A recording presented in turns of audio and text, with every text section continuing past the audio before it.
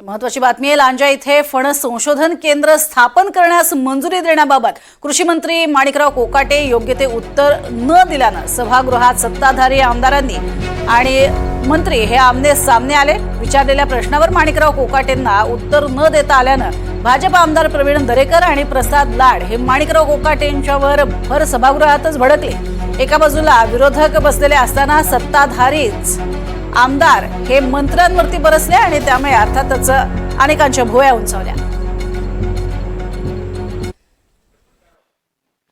सभापती महोदय, कुठल्याही प्रकारे आता विमा कंपनीचे टेंडर्स आलेले आहेत, टेंडर्स त्यांना वर्क ऑर्डर देण्यात आलेला आहे, त्यामुळे हे 4 ट्रिगर विड्रॉ करणे शक्य नाही। त्यामुळे तशा प्रकारची बैठक घेण्याची आवश्यकता आहे असं मला अजिबात वाटत नाही।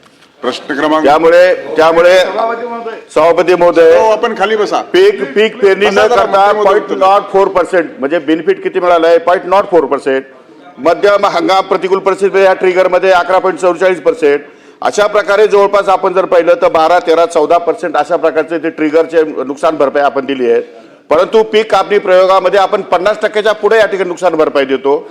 त्यामुळे आपण 50% टेक्निकल आणि 50% पीक कापणी प्रयोगावर आधारित या ठिकाणी नुकसान भरपाई देणार आहोत, अशा प्रकारचा सरकारचा निर्णय झालेला आहे। प्रश्न क्रमांक 2, 2860 माननीय मंत्री महोदयांनी बैठकीचं नियोजन बैठक बोलवतो असं सांगितलेले आणि या सभागृहात या 3 वेळा चर्चा झाली आहे।